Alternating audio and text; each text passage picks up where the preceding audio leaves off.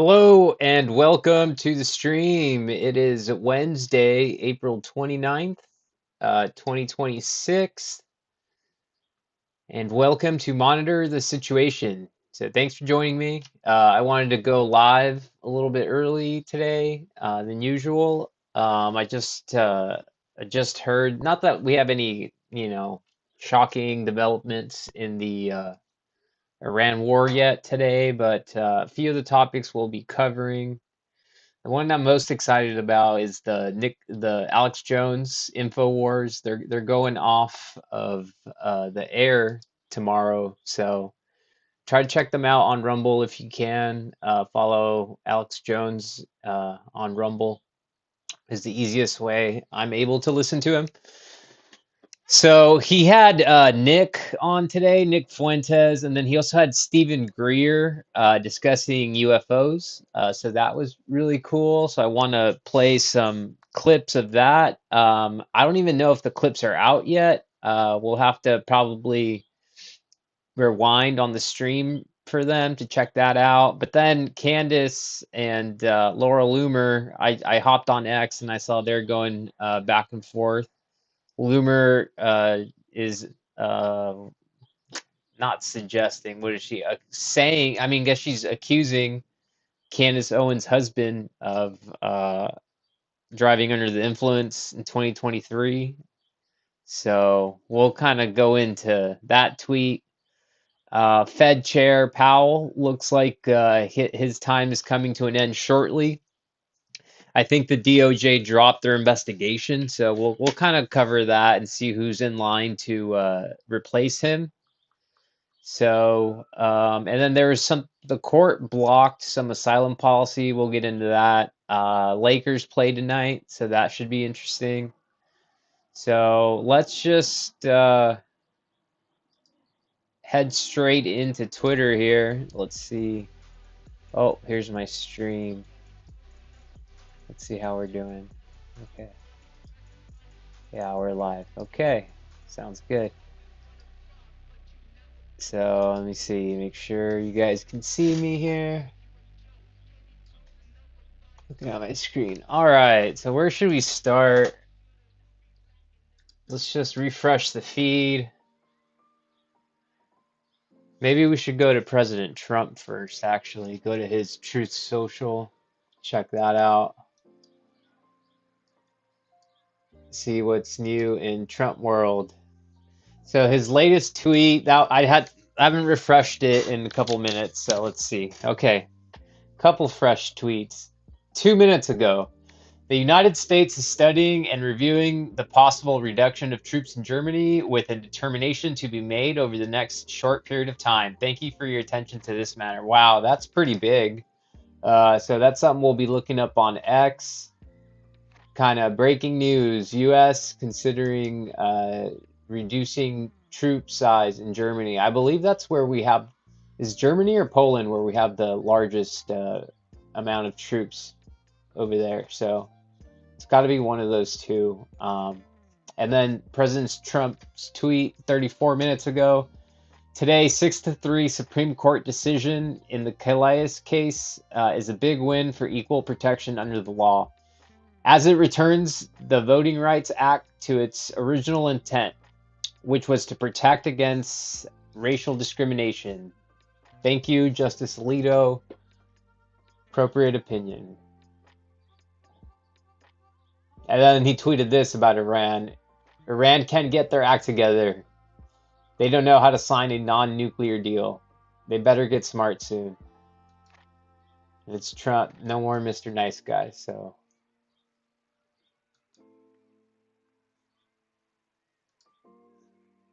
Well, has there been any reaction to this? I mean, on here it's going to be all positive, but the treason bunch. True social, man. Okay, so this is what he said about Germany last night. So let's see if this foreshadowed what he was going to tweet, what we just read about the Germany thing. So it says, Chancellor of Germany, Merz, thinks it's okay for Iran to have a nuclear weapon. He doesn't know what he's talking about. If Iran had a nuclear weapon, the whole world would be held hostage. I'm doing something with Iran right now, and that other nations or presidents should have done a long time ago. Wow, no wonder Germany. And then he just tweeted this. So, so I know the British broadcast channel, they're all going to be going crazy. Al Jazeera, Russian Times, I'm sure will retweet that. But here's a tweet. We saw it 2 minutes after it got posted. United States is studying and reviewing possible reduction of troops in Germany. Okay, I mean, it's only a reduction. It's more of a threat. I guess it came off more stronger when I read it live the first time. So the barrel price of Brent crude is at 120. At 150, guaranteed recession is what I heard from the most conservative economists. 200 people are starving everywhere, like in a lot of places worldwide. So this is Rex Jones. He's Alex Jones' son. So I follow him.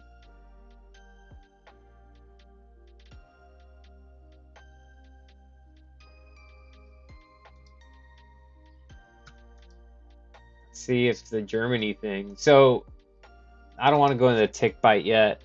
Alex Jones was talking about the tick bite. He's been talking about it, the Lone Star tick thing, for a long time, and I guess right now it's an all-time rise. It's in tick hospitalizations, tick bite hospitalizations. So he just talked about it yesterday. So, and it's the #1 trending thing on Twitter. So see what he said. Nein, er darf ganz und gar nicht das persönliche Verhältnis. So let me just read the translation.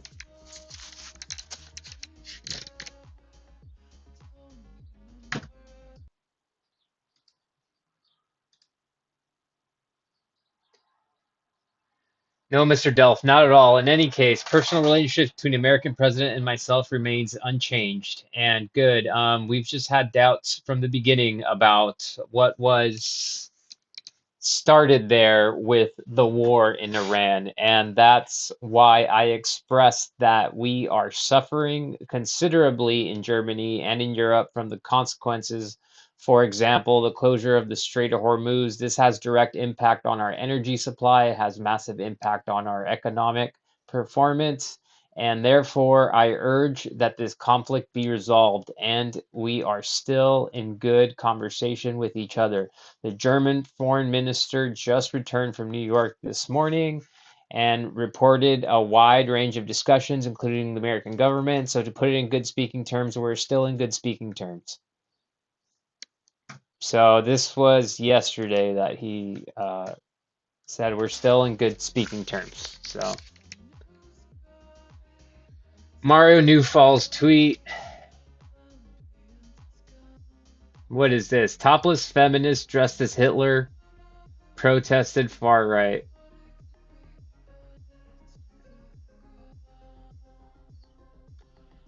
Germany now tries to cowardly take back Merz's words of Iran humiliating us. This was a clear warning to Tehran, and not to misunderstand the whole situation. The US has still assembled a lot of military equipment around Iran. We are now in a ceasefire situation, fortunately, but this time has to be used also by Tehran. And what we currently see is that Tehran is playing for time and not really negotiating in a way which is necessary and which is needed. But I mean, the word, and you know Donald Trump, the U.S. president, and his administration, chances are the term humiliate is not. As soon as Mertz said that, he's toast. You can't say that about anything Trump related. Not going to go down well there. Do you think it's the right choice of words? No, was addressing the behavior of Iran, and it's a bad behavior what Iran is. I don't know if Trump's going to be that technical on breaking down the speech there, the differences. So. As I said, misunderstanding their position and overplaying their role. So this is what the chancellor has said.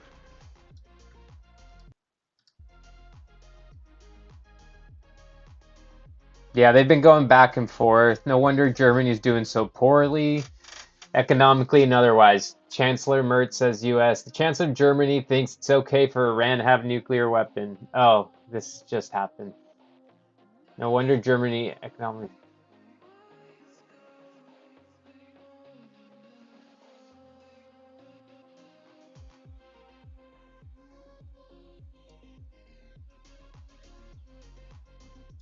See what the RT has to say. We'll get into this. This is Erica Kirk. Candace is getting fire from Loomer and from Kirk. I guess Kirk's not really giving her fire, and Candace brings it up on her own, or brings it upon herself. But no one can be a fan of Laura Loomer. Honestly, she's horrible from everything I've seen and heard about her. The United States is studying and reviewing possible reduction of troops in Germany. There'll be a Democratic president to lose the ballroom. You know, yeah, the tax. Well, that's a good point. My lobbyist over here said the taxpayers are not paying for it. So then why not let them have a ballroom? I don't get it. Pay for everything else. Damage to the electricity supply also has an effect because many of the villages, sometimes they don't have state electricity, so they rely on solar panels. And once those are destroyed, those are the kind of things that that they power the water supply and water pumps. So the situation is pretty desperate right now, and with the continued Israeli bombardment and of course many of those services themselves come under attack by the Israelis as well. They accuse ambulances, they accuse humanitarian aid vehicles of carrying Hezbollah fighters, Hezbollah weapons, and this kind of thing. So they all become legitimate targets. So the situation now is it's bordering on the brink of a humanitarian catastrophe. Yeah, we've all known that for a while, right? I think it's been accepted in the beginning. It wasn't in Gaza. It wasn't necessarily, you weren't 100% sure, but the the IDF targeting whoever they want and saying that they're suspected terrorists. I mean, they could literally do that to anybody, and that's what they've been doing to eliminate everybody. Good to see you. My name's Charlie. Charlie, you with TMZ? I'm with TMZ DC. That's correct. We'll try to talk to you later on here when I catch my breath. How you doing? I'm doing really well. I was just wondering, have you got any plans for next week? Obviously, Congress is off. Campaigning. A lot of campaigning? In South Carolina. Because I know last... You're welcome to join us. Oh, I'm good. I'll be around DC. Because I know last break, we saw you at Disney World. Yeah. Are there any plans for Disney World this break? No, not going to go to Disney World this time. Going to go campaign at home. Enjoy Disney World, but you got to work and try to have a life too. So that's next true. week will be a good trip around South Carolina. Could I ask just where is that bubble one now at this point in time? Where is it? You know, I don't know. You don't know? I didn't buy it for me. Who'd you buy it for? For a friend's girl.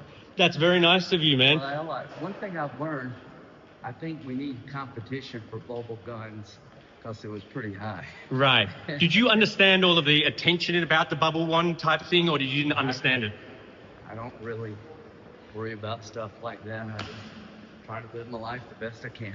Very good. Thank you very much, sir. Wow. What a fucking pervert. No, I'm just... Ugh. This man is... got to be one of the most unbearable people. Good to see you. My name's Charlie. In the country. Okay, this is the guy that I think... so he stabbed... I heard he had killed 2 Jewish men in the UK. So let's watch this video first, and then this might be the guy that did it.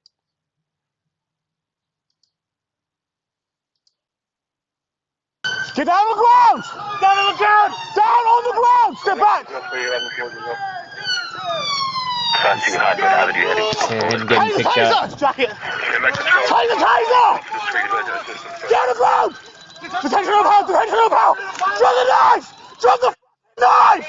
Drop the knife! Drop the knife! Drop the knife! Drop the knife! Get off! Drop the knife! Drop the knife! I feel like they're a lot nicer over there than America. He would have. Detention of power! He would have been dead. Get off! He would have been dead here for sure. He would have had like 7 bullet holes in his face.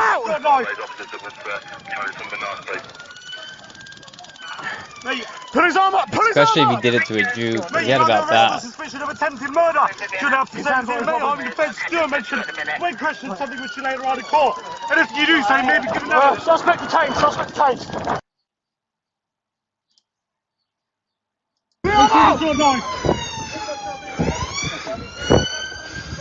Born in Somalia.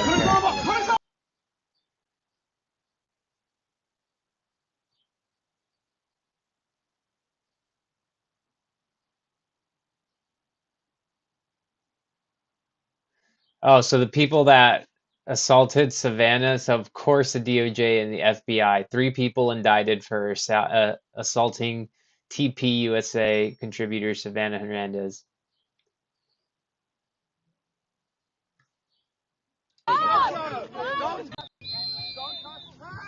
So I follow Brianna Morello, who is, I think, good friends with her over at TP USA. No, it's over. It's over. It's over. This was unnecessary. However, she went in there kind of antagonizing everyone, and there's footage of it.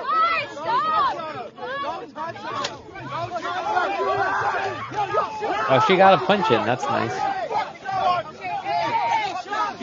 Guys, it's over. It's over. I think she got the best shot. Over. It's documented. She'll get charged. It's over. That's the Syrian, Ukrainian, Jewish guy. We love you. We love you. We love you. I think.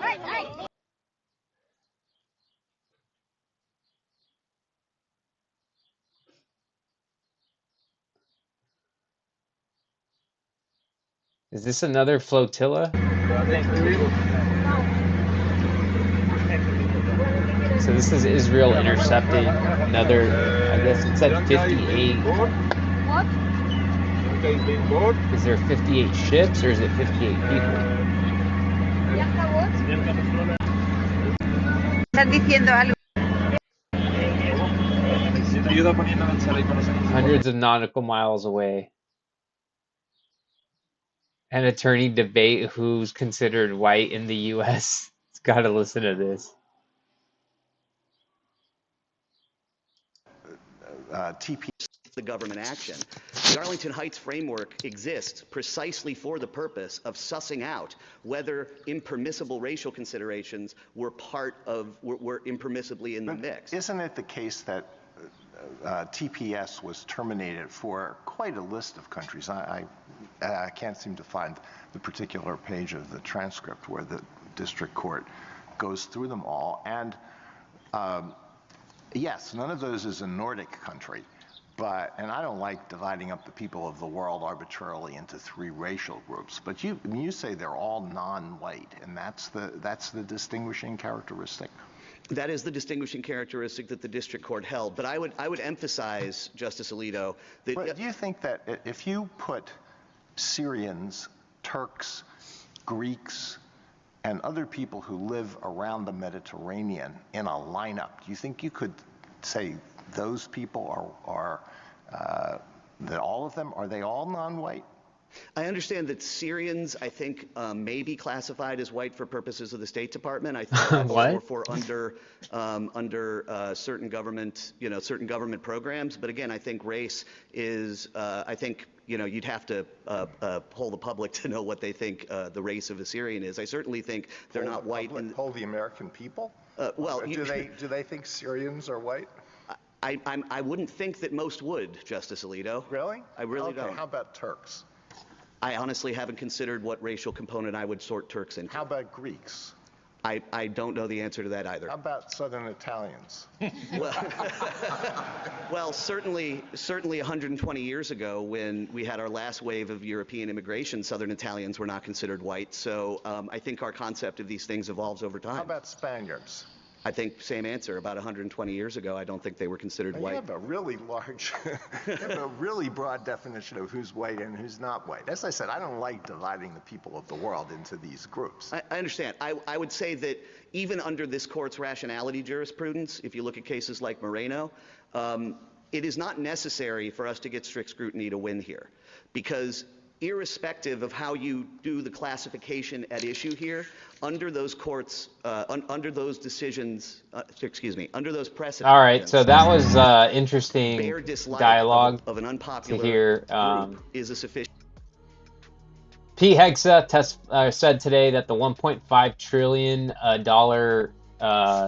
budget request for the war is urgent, that it's a very, very, very urgent for the war effort. So I just saw that in the news, and the price of oil peaked above 120 briefly. I believe it went under that again, but oh my goodness, let's hear what Keir Starmer said.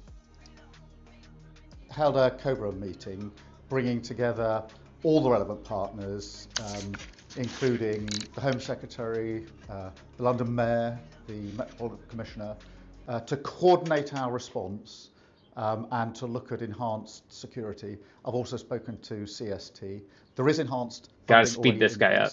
We need to increase that to give the level of protection that is needed. But of course, it's our responsibility to coordinate the immediate response here to this appalling attack, to ensure security is in place, to take other measures. I'm holding a meeting tomorrow with the criminal justice agencies to make sure that we can have effective and swift justice in these cases. But we do have to recognise the levels of anxiety and concern there are, that I know about, in terms of the Jewish community feeling very much exposed and vulnerable, feeling they've got to hide their identity, sometimes in the health service, sometimes at school, on the streets. Rubio takes another job at the podium after Levitt's maternity leaves.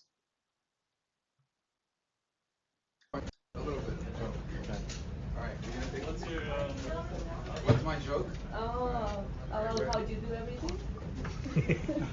I'm gonna pretend I'm answering a question from somebody. All right. Oh, you don't have to pretend, you know. I know I don't have to pretend, but today I'm gonna pretend. So, all right. Muy rápido en Venezuela, secretario. Can you guys hold it for at least an hour, please, or you're gonna ruin it? Colombia. It's not a joke on the public, it's a joke on a person. ¿Quién debería ganar las elecciones en Colombia? That's actually kind of funny. Okay, Zelensky said, I'm not agree. Okay, let's see, what was this? West favored Zelensky's replacement, Zelensky. When I die, I will make my son swear that he will get both the barn and the garden back. And he will also swear to me that if he cannot do this, he will force his son to do it. He will swear him that his son take back everything that was taken from us as a result of this. Zelensky has 2 adult daughters. He does not have a son. Що я коли буду помирати, я All right, заставлю well, свого I didn't сина realize it was in поклястися, Ukrainian. поки я не So помер, що go він back. I'm not agree with President Vance, VP Vance. We are open and we are not enemies. Russia is enemies and they are close, and they will always be enemies with the US. Cold War, hot war, God bless, no war. These Soros textbooks really did a number on Eastern Europeans. All right, well, let's just see this. Vice President is proud. One of the strongest armies, technologically strongest armies in the world. So take this experience. I'm not agree with the Vice President. We are open, and we are not enemies. Russia is enemies, and they're close, and they will be always enemies with the United States. Cold war, hot war, God bless, no war, but they are not allies. And if Vice President is proud that he's not helping us, it means that he is helping Russians. And I'm not sure that it's strengthening. I'm not sure that it's strengthening the United States. No. to have Russians as friends, I'm not sure that it's strong positions. We are neighbors, and we had a lot of common things with Russia during a long period of time. But we have now a big tragedy. Maybe Vice President wanted to say that it will bring peace closer if United States will not help us with weapons. But it doesn't work with Russia. Russia doesn't respect weakness. And if nobody will help us, we will be, of course, in more weak position. Yeah, he's not wrong that Russia only does not respect weakness. Russia, yeah, only, will respond to force, but Ukraine doesn't have it. So, and the US is done. Check this out. This is hilarious. Jerome Too Late Powell wants to stay at the Fed because he can't get a job anywhere else. Nobody wants him. President Trump. It's after he said we're going to take everyone out of Germany, all our soldiers out of Germany. He said no one will hire him. Oh, wow. I think I support Germany, too. Let me take a look at this. Denkt man an Deutschland? Naja.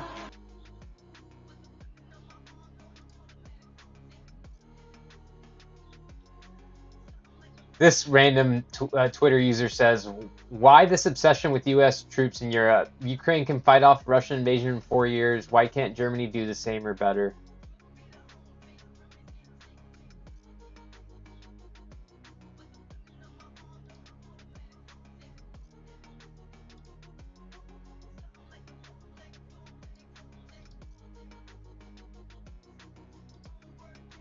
So this tick stuff is kind of shocking. Let's read the headline. Tick bite ER visits reach highest level since 2017. This is what the government is telling you. CDC data shows emergency visits for tick bites hit 114 per 100,000 cases nationwide late April. This is the sharpest rise since 2017. Officials blame weather changes boosting aggressive Lone Star ticks, which spread alpha-gal syndrome, causing red meat allergies. This is what Alex Jones was just talking about, I believe, yesterday. We can probably play that clip now, and then we'll go back to any news. So, basically, you get bit by these you get bit by one of these ticks that they're releasing, the government. Okay, this is what Alex Jones is going to tell you the truth. They were engineered to give you basically syphilis. That's what Lyme disease is a form of syphilis. Engineered in the lab to make you allergic against processing proteins like red meat, beef. Why? Because they want to get you guys all eating the fake crap, the processed lab-grown food. So, and to control you, but to make you sick, make you die, things like that. Over 110,000 suspected cases appear from 2010 to 2022, with farmers like Missouri Ranch suffering hives prevention. Okay, let's see. This guy says, good morning. All right, I'm sorry if you're sensitive. Is looking more and more wild. I wonder how many more wild animals are going to get slaughtered by hordes of ticks and how they kill all wild red meat. What the hell? There's literally a plague of ticks that are giving animals and people brain syphilis.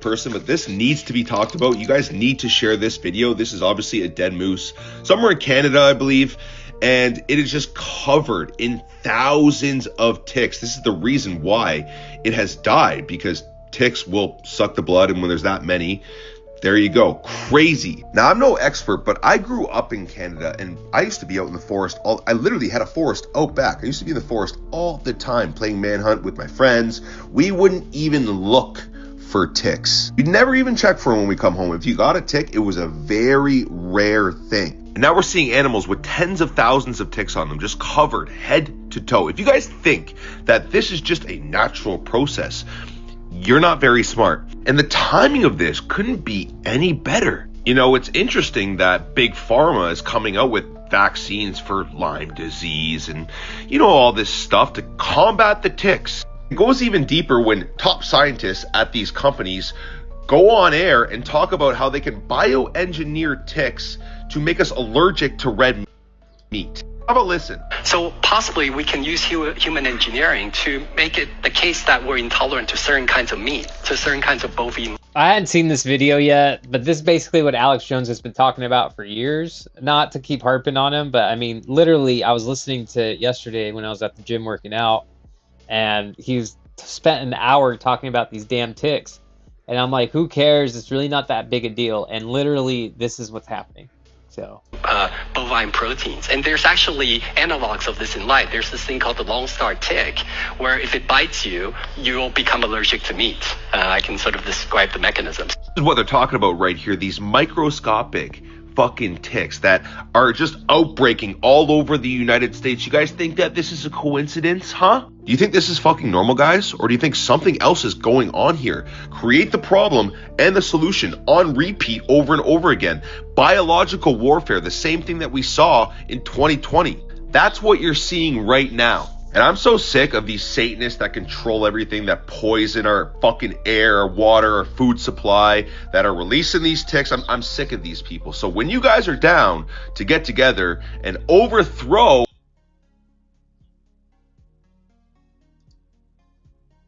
former bioweapons contractor using infected ticks to spread Lyme disease, poor man's nuke. Apparently, U.S. military actively developed insect-based bioweapons, testing them on American population.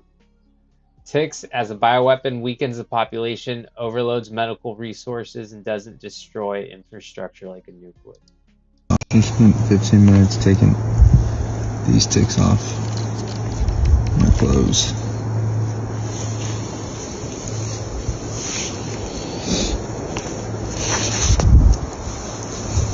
Pardon my ignorance, what is the disease you described, the other one? Rickettsia? So it's a rickettsia. It is the same organism that causes Rocky Mountain spotted fever, and that's the most deadly tick-borne disease in the United States.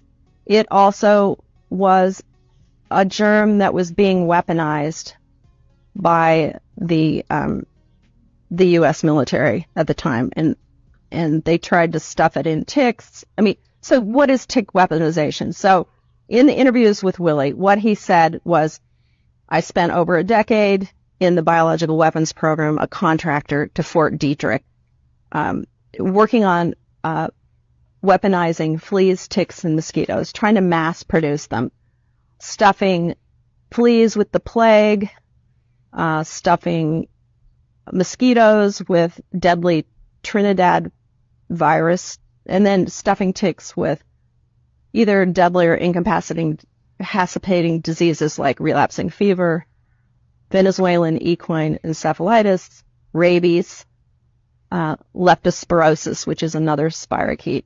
So it's just like Dr. Strangelove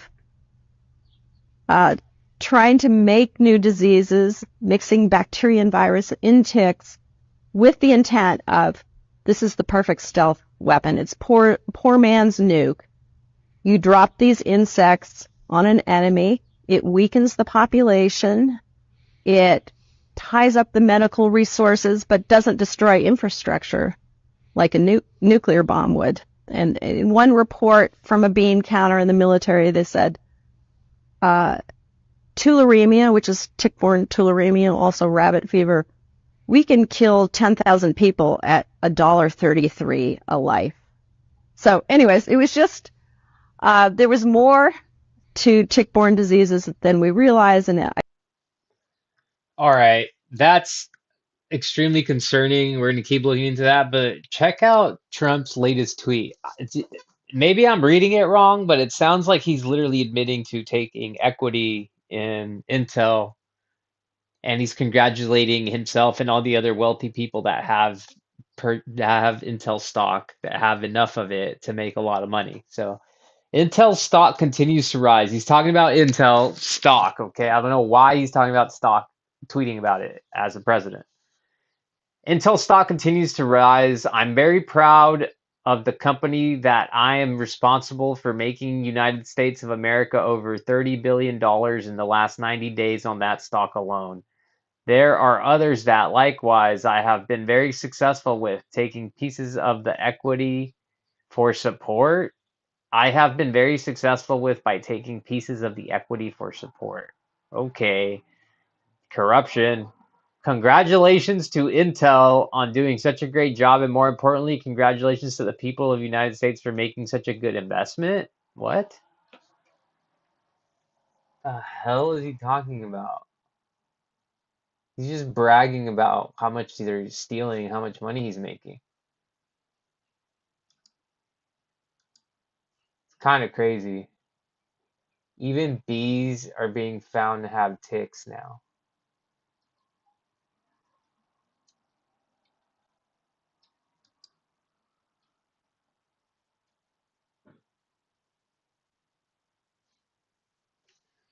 If they're doing this damn tick thing so they could sell the vaccines and we all end up with these damn bugs everywhere, what the hell are we going to do?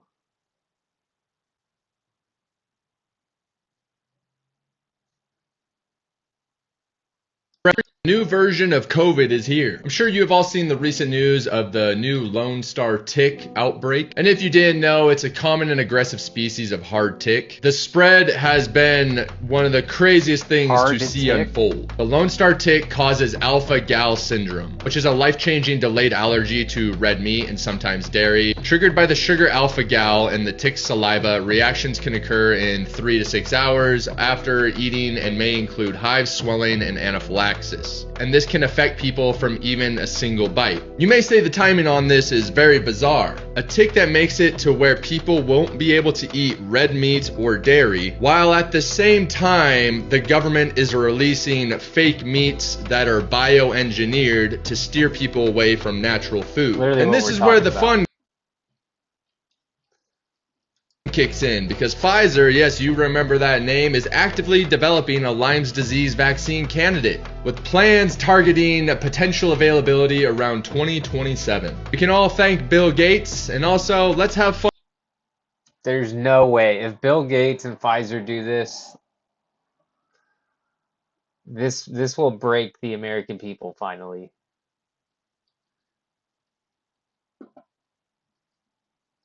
Let's see if we can find anything on. All right, well, time to go to Alex. Is anyone reacting to Trump yet?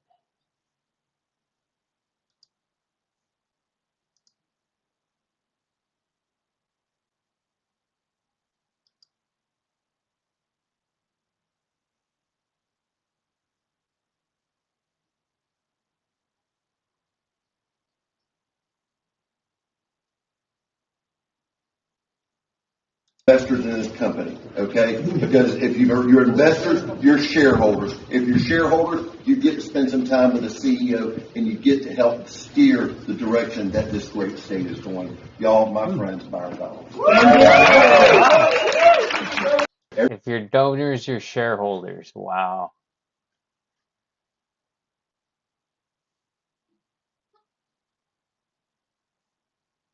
I've obtained video from a private Byron Donalds event in Pensacola last week where guests were told to become shareholders in Byron's company.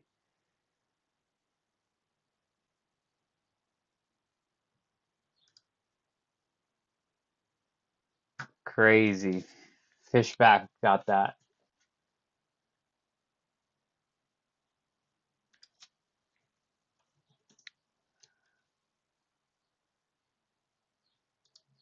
Latest.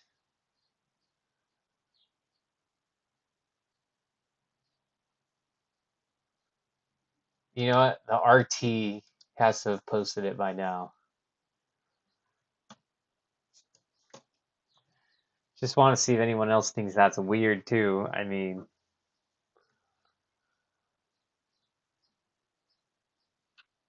CENTCOM claims 42nd ship turned around by the blockade.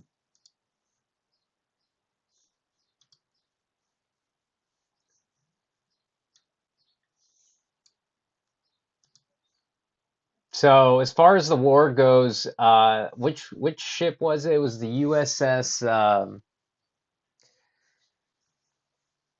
Oh, sorry, I never turned you guys back over to the regular stream. My bad, folks.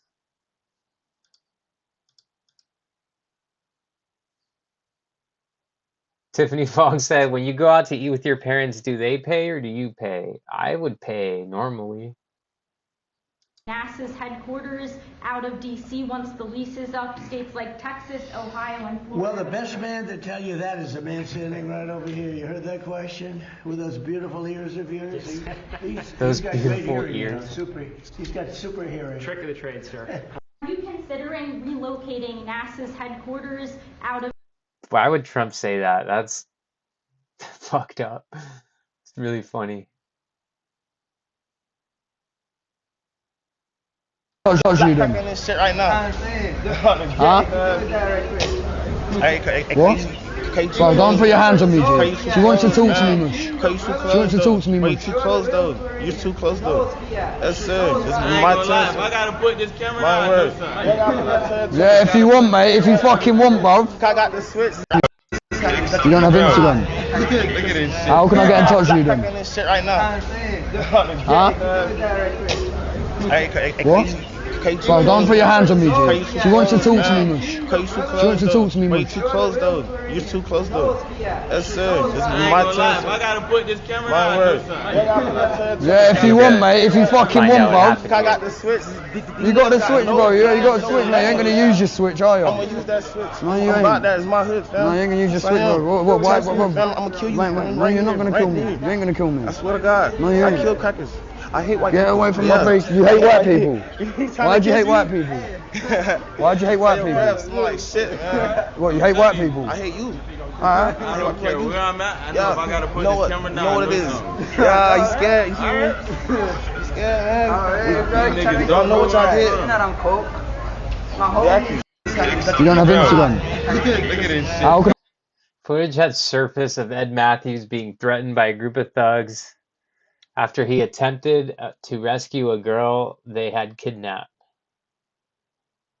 What the hell? Is that real? Oh yeah, and then this happened with Fuentes today. Oh my God! What are you doing? Spiff is taking pictures of his house. Look at this. Hi. Oh my God!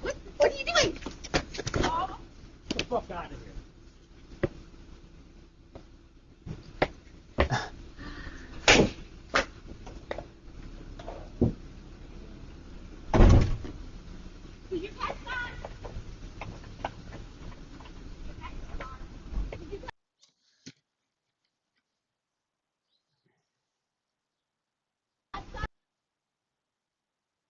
Let's get the Grok backstory just to see if this girl was actually kidnapped. It's the only reason I care.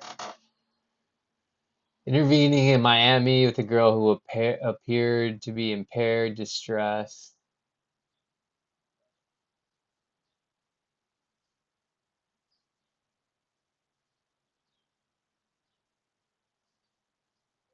Standoff, okay, with overlaid mugshots.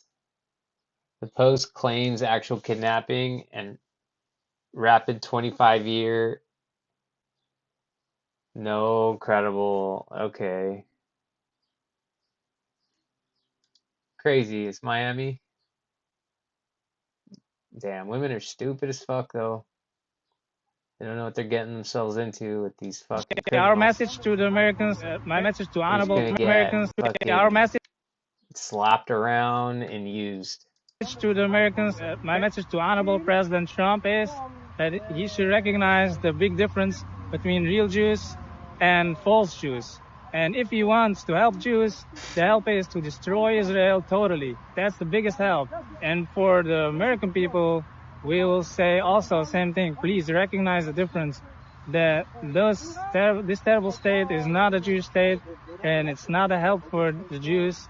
It's the opposite. It's the biggest problem. It's the number one danger for Jewish people, and not only for Jewish people. It's also number one danger for the world. Our message to the Americans. Damn, that's crazy. Message to the Honorable Trump and American people.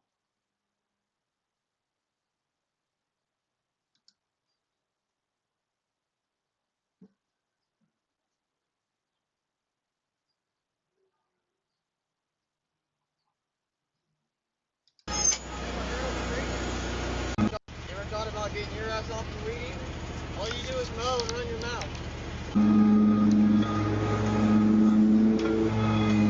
Hey! What are you doing? A break?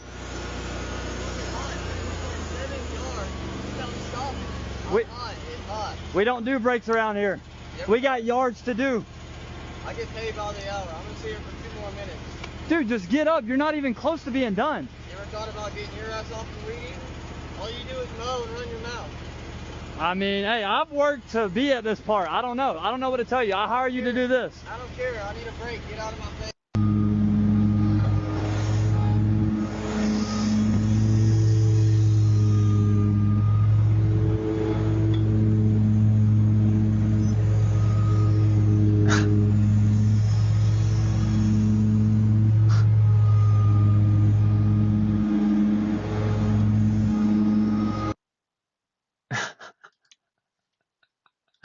I gotta see some reactions.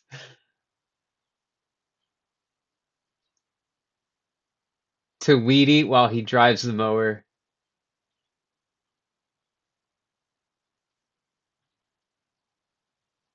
These two young men were confronted by loss prevention as they were about to leave the store.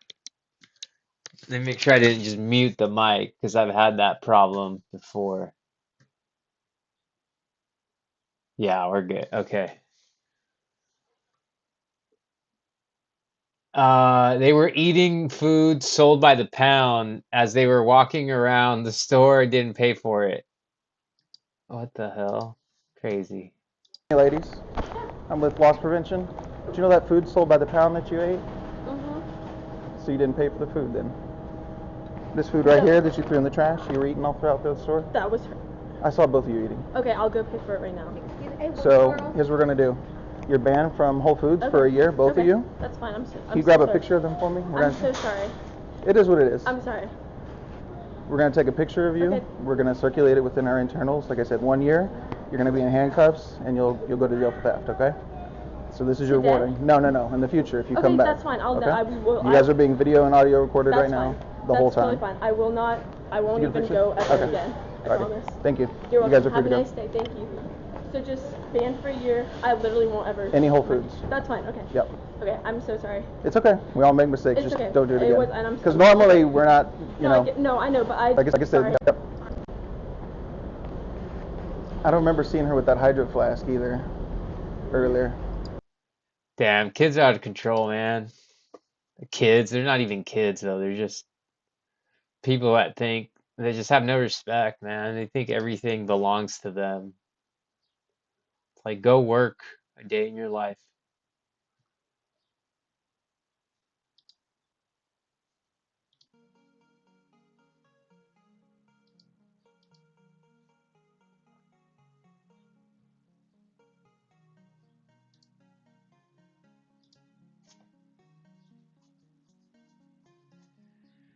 This is from Barack Hussein Obama. Today's Supreme Court decision effectively guts key pillar of the Voting Rights Act, freeing state legislators to gerrymander legislative districts, systematically dilute weekend voting power of racial minorities, so long as they do it under the guise of partisanship rather than explicit racial bias. Serves just one more example of how majority of the current court seems intent on abandoning its vital role. Wow. Ensuring equal participation in our democracy and protecting the rights of minority groups against majority overreach. The good news is that such setbacks can be overcome, but that will only happen if citizens across the country who cherish our democratic ideals continue to mobilize and vote in record numbers. It's not good for them to get Obama. It's not good for anybody that likes that decision to get Obama involved because he can speak to the people. This guy's a fucking faggot. Can't stand him. You want to create congressional ghettos using black people as pawns. Okay, dude.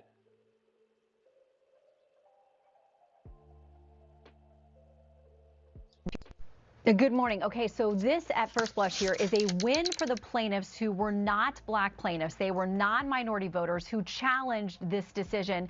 These two districts that were minority majority. Essentially, Louisiana had drawn up districts and then they were told in a legal battle that they had not represented black and minority voters sufficiently. They went back and drew a second district. So they had two of these minority majority districts. Well, then non-black voters sued and said, this is now violating our rights on the basis of race. So it looks like this is a 6-3 decision. There is one concurrence here, but it looks like the dissent sticks together with Justices Kagan, Sotomayor, and Jackson. But here's what the majority says. They say in some, because the Voting Rights Act did not require Louisiana to create an additional majority-minority district, no compelling interest justified the state's use of race in creating SB 8. That was those two new districts.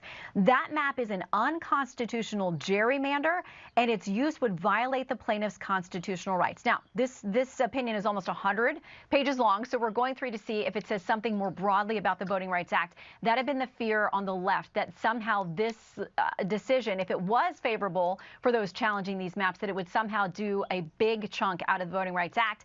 Haven't gotten to language that suggests that yet. It sounds like this decision is primarily about what happened in Louisiana. So we'll keep digging through this, but for right plus basis of race, or that it was the primary factor that was used in drawing those districts. Gavin Newsom, the Supreme Court majority continues to gut voting voters' rights, vital protections for our democracy and fair representation. As we approach 250, it's clear more than ever that we need nationwide reforms to ensure our founding ideals and greatest experiment in democracy on earth makes it another 250 years. California will not sit back. We will continue to uphold what makes us American and take action over and over again to safeguard the democracy for the generations to come. Oh, Kamala. Okay, we're not reading all that. Oh, this is hilarious. So fucked up. You know he's gonna repost this.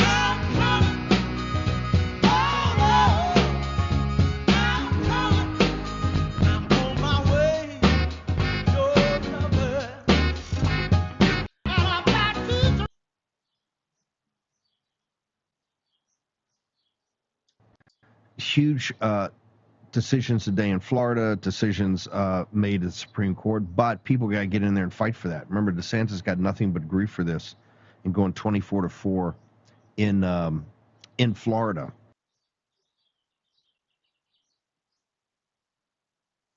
According to this new Supreme Court law ruling, total blue states like Colorado can draw 8-0, Illinois 17-0, California 52-0. Time to respond accordingly. Oh, this is going to be such a mess. Another stupid mess about votes, like it fucking matters when AIPAC supports all of it. Jim Crow. Trump's Supreme Court is dragging us back to Jim Crow.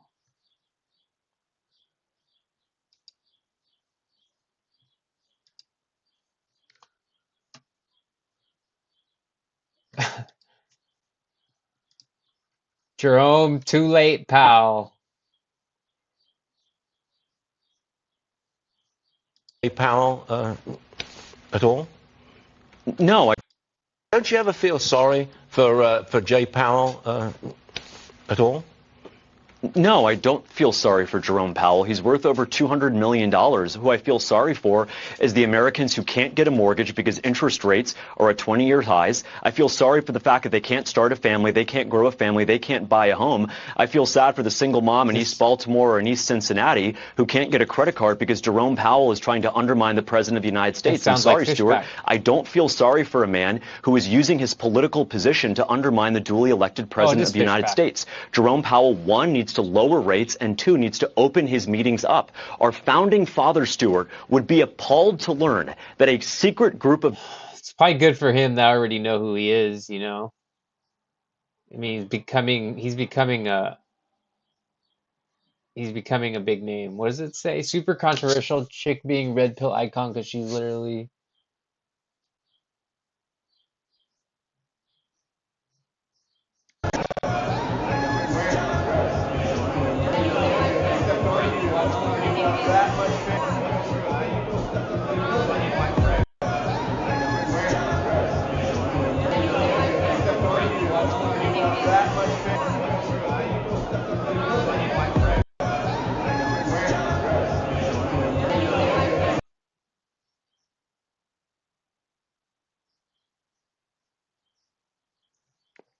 Unanimous no rate cut today.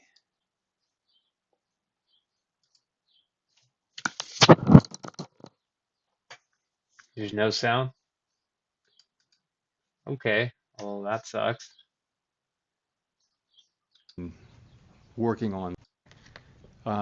For a long time, we've been working on the hypothesis, really, that tariffs would lead to a one-time price increase, No and cuts. that would go away over time.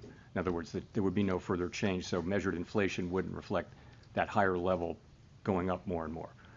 And it's time for that to happen. You know, we really do expect that to be happening in the next 2 quarters. So we'll be watching very carefully to see that what we've thought all along would happen. That's the kind of critical part of the forecast. We need to really see that.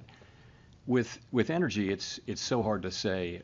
I mentioned, in sort of the textbook, you would look through an oil shock because they tend to be short-lived and they tend to revert, and monetary policy works with long and variable lags, so you wouldn't necessarily react right away. I think that is all the more true given that we're several years above 2% inflation and that we're already looking through the tariff shock. So I think we're going to be very cautious about that. But the question about looking through energy really is not in front of us right now. It hasn't even peaked yet. And I think we'd want to see the backside of that and progress on tariffs before we even thought about reducing rates. So if I could follow up. Hasn't even peaked yet, energy, and today it went over 120, so take that for what you will. So that's the Fed. They dropped their case on Powell, so. To me that nothing will ever be enough for the evil in this world. Our country has become unrecognizable. These people have perverted the truth to the point that they motivated the murder of my husband. They have continuously tried to assassinate the president, and anyone who stands in their way is labeled hateful, racist, fascist, and every other trigger word that is grossly dishonest. We want the best for our country. They don't. This is why Charlie started Turning Point USA in the first place. He didn't trust the radicalized liberal teachers. And this past Saturday, it was a school teacher, of all people, a school teacher, saying, why about me when you can have a conversation? Why have a conversation about me when you can have a conversation with me? So, for example, a journalist from the Daily Mail came up to me. She introduced herself. And she was very gracious. She was saying, you look so beautiful, to the face, especially with all of the slander. And you guys are co-mingling in and out of each other's cocktail parties. And so for one night, you are able to put aside all of your differences for the sake of freedom of speech. And then by Monday morning, things will go back to being an absolute bloodbath between all of you.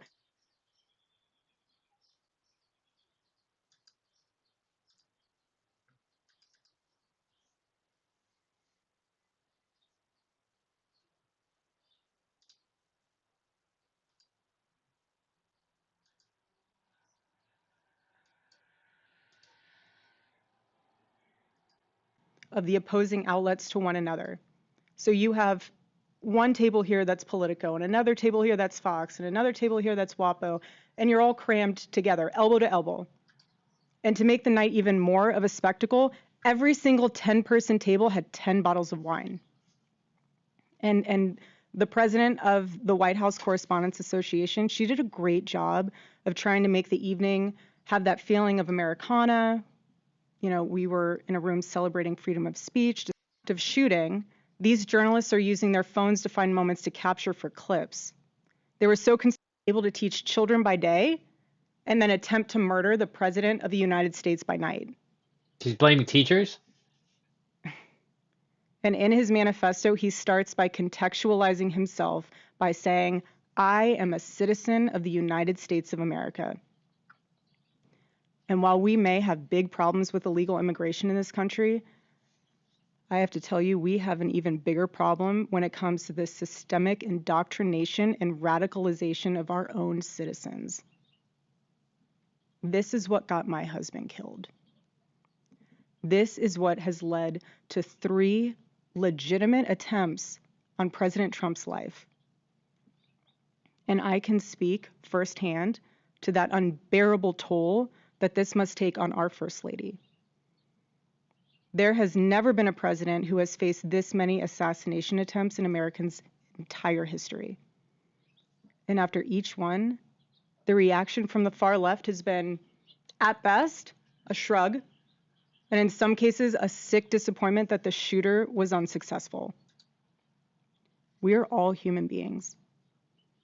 And if you can just pause and just take a minute and ask yourself, how would you feel if even just one person made cruel jokes about the attempted murder of your loved one? That is what Jimmy Kimmel did to the First Lady. He said that she had the glow 48 hours of personal betrayal. Having lived through quite literal hell these past 7 months, if you strip someone of their humanity long enough, you will arrive at the chilling conclusion that they don't deserve to exist at all. Every morning I wake up to a new headline lying about me. I have comedians dressing up in whiteface. I have people saying I'm not fit to be CEO, and I have Candace Owens claiming I murdered my husband. And the list goes on and on and on.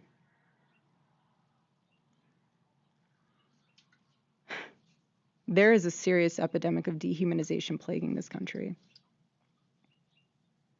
The most unthinkable tragedies have now become commonplace in our daily headlines, and yet the media finds a way to conveniently explain away violence. This is what we're up against. This is Candace's response, very uncomfortable to watch. Painful prompt to read, a speech clearly written by somebody else. Objectively terrible, so they will now pay for people to tell us otherwise. Also, of everything I've said about Erica, she chooses to respond to something I never said. They always lie. How many influencers are now going to try to convince us that that was the most important speech of the century, second only to Gettysburg Address?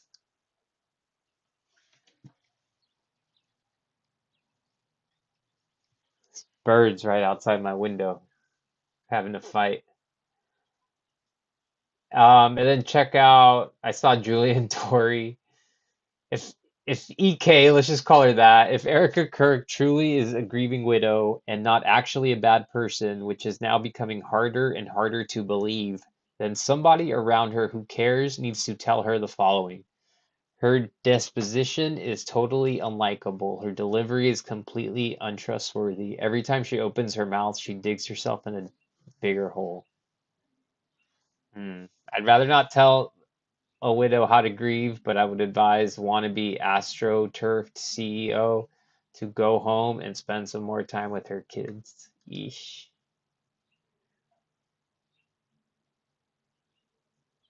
Charlie got Kirk 7 months ago. Oh, that's horrible.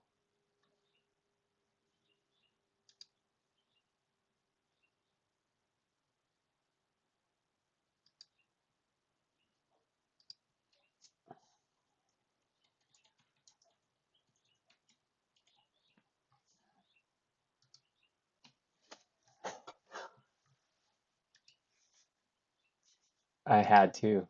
Oh, disgusting. The entire thing is just awful. So let's see if says anything about Hegseth's plea for the 1.5. Nuclear facilities have been obliterated. Whoa, whoa, whoa. We had to start this war you just said because nuclear weapon was an imminent threat. Now you're saying it was completely obliterated? They had not given up their ambitions, so Operation Midnight Hammer accomplished nothing of substance. You're missing the So point. they haven't. So they haven't broken yet. Okay, we haven't gotten there yet. For all of the Well, their nuclear facilities have been obliterated. Underground, they're buried, and we're watching them 24/7. So we know where any nuclear material Reclaiming might be. my time for We're just a watching quick it. second here. We had to start this war. You just This is Representative Adam Smith. I think he's from Virginia. said 60 days ago because the nuclear weapon was an imminent Washington. He's from Washington. threat. Now you're saying that it was completely They obliterated? had not given up their nuclear ambitions, and they had a conventional shield of thousands So of missiles. Operation Midnight They're at the Hammer weakest accomplished moment. nothing of substance. It You're left us missing- at you're exactly missing the the same point. place we were before. So Their, much so their that we had to facilities start were a bombed war. and obliterated. Their ambitions continued, and they're building a conventional shield. All right, of let me missiles. try again. It's the North Korea strategy. You know this very well. The North I Korea know. strategy was use conventional missiles to prevent anybody from challenging them, so they could slow walk their way to a weapon. President Trump saw Iran at its weakest moment. Smith got took him. an You could action tell to ensure in a Hegseth way even that knew it. Only the United States of America could do. He's like, with I our fucking Israeli hate this partners guy. Yet To they ensure their still haven't given conventional up the nuclear. shield was All right. was All right, brought one to other deal, which question, we've done. if I could get to it. So He said, reclaim my time. P. Hegseth just retweeted this.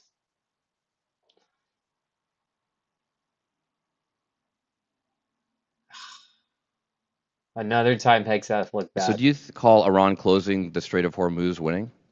Well, I would say the blockade that we hold that doesn't allow anything to come in or out of Iranian ports, which Okay, is so always in our we've blockaded portfolio their to blockade. So use. they blockaded us, and then we blockaded their blockade. That's like saying, tag, you're it. Or, you know, if President Madison had said, well, the British just burned down Washington, but don't worry, we're going to burn it down as well.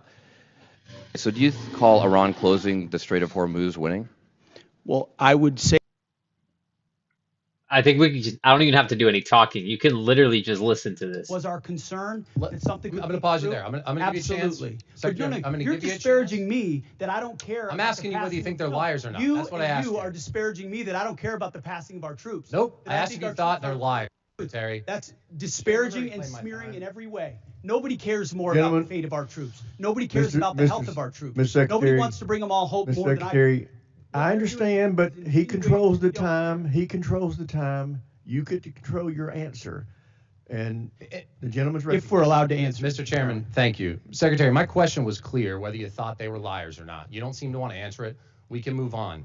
Was our concern that something I'm could going to come pause you through? there. I'm going to give you a chance. Absolutely. Secretary, I'm going to give you a Do you know how much it will cost Americans in terms of their increased cost in gas and food over the next year because of the Iran war?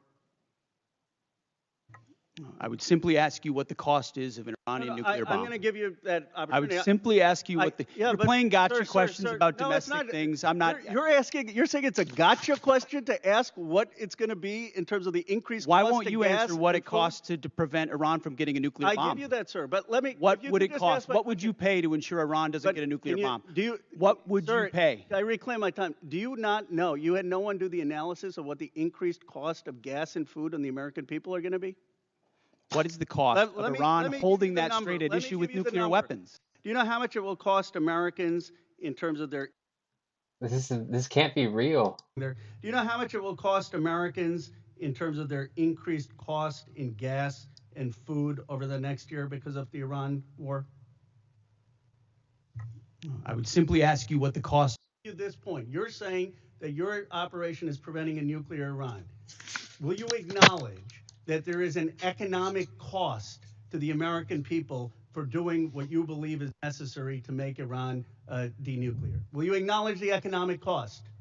We have an incredible economic team that's managing this better than but what the previous but to administration did to our acknowledge that- economy, to acknowledge what the there's a previous cost. administration You- did you with don't even inflation, know what the- you know what what's the previous upsetting? I administration reclaim did my with time. You know, COVID, Secretary- and you're going to Secretary, lecture this I reclaim administration my about time, the sir. economy? You know what is upsetting to me? Incredible. You didn't even do the analysis on how much it's costing the American people. It's one thing if you said, okay, it costs the American people $5,000, but we think it's worth it. That's what we've done in World War II and other wars. Here's what it costs. You got to pay for it. You don't even know what the average American is paying. You don't know what we paid in terms of the missiles that hit the Iranian school. You don't know what we're paying in terms of gas. You don't know what we're paying in terms of food. Your 25 billion number is totally off. It's the incompetence. It's the incompetence.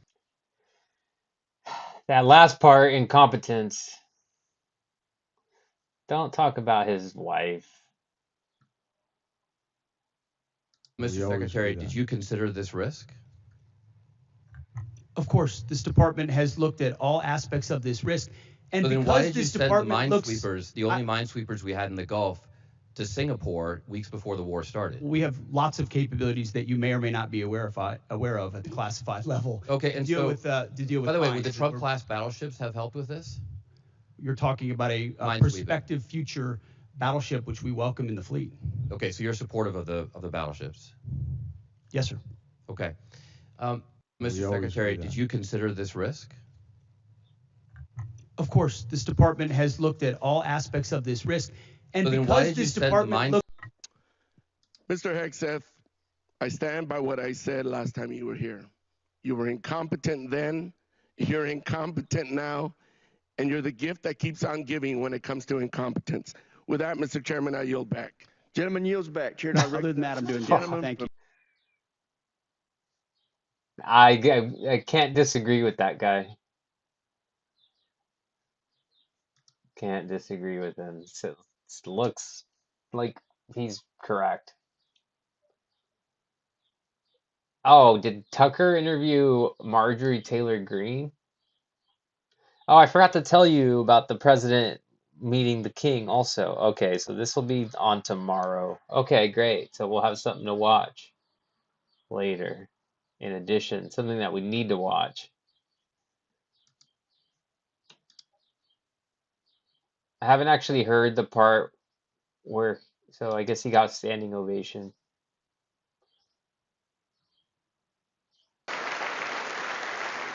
The third.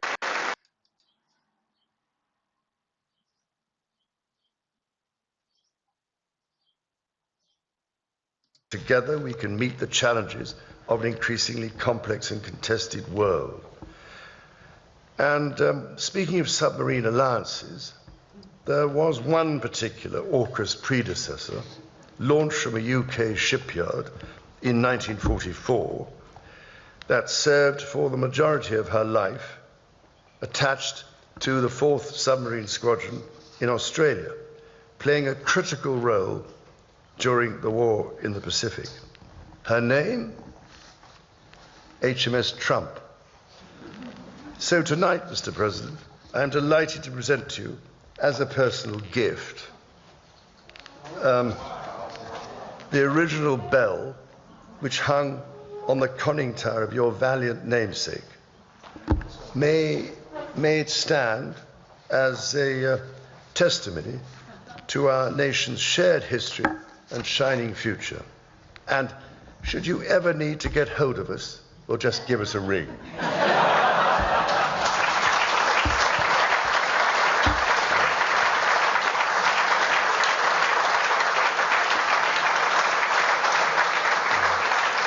Trump got up, like he's supposed to pick it up. That thing's probably too heavy for him. That thing looks really heavy.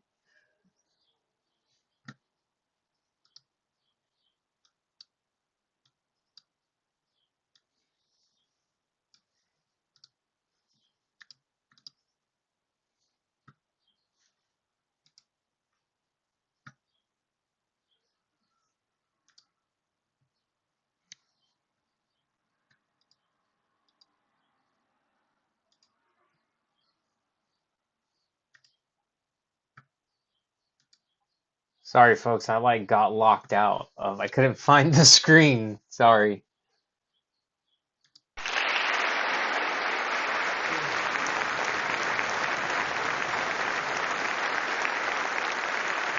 This should be powerful. Because he's going to talk about NATO.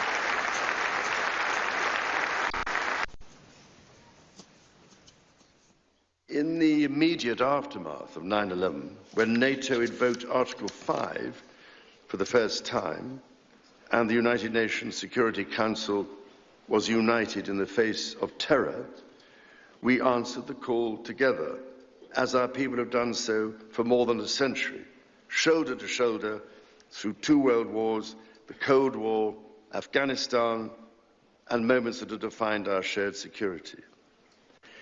Today, Mr. Speaker, that same unyielding resolve is needed for the defense of Ukraine and her most courageous people.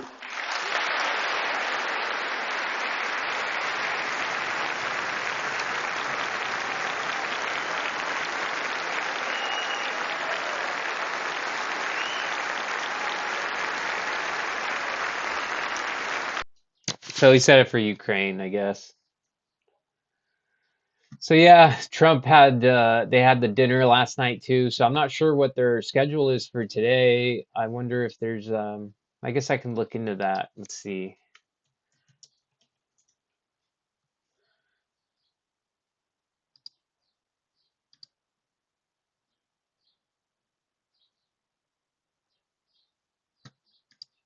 And I said, we just did a couple really simple things, you know. Before the old FBI, in order for us to go and help, say, Deputy Sean Hannity down here in Florida go get a bad guy on a state murder warrant, you had to jump through all these hoops. So these sheriff's departments would call us for help, and they would have to, you'd have to meet this criteria.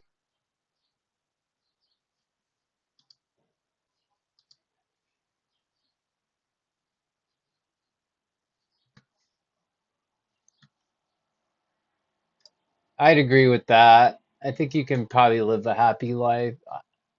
I'm probably getting, I'm not gonna say happier than I've ever been, but I don't think I'll ever be happy like when I was young, you know, and you don't know any better, you know, you're just a happy person, but I feel like women bring less happiness. Oh, this guy also said that Israel killed Charlie Kirk. What? So I have a question. You have here Israel killed Charlie Kirk. Yes. Why do you think they killed Charlie Kirk, and how do you think they did it? He was in the beginning with Israel, and he turned around, and all of a sudden, not too long after that, he was killed. And we know the ways how Israel work, how the Israelis are working.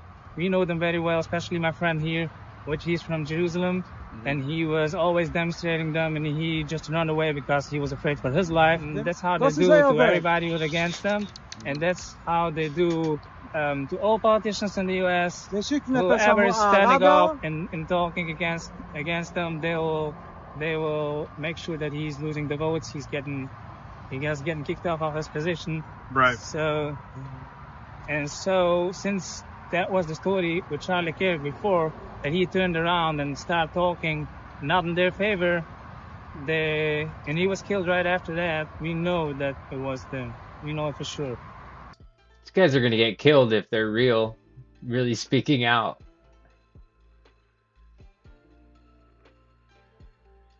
So basically, our message to the Americans, first of all, is to since we are here in the U.S. Oh, this is Alex Jones. This is Rob Dew's video.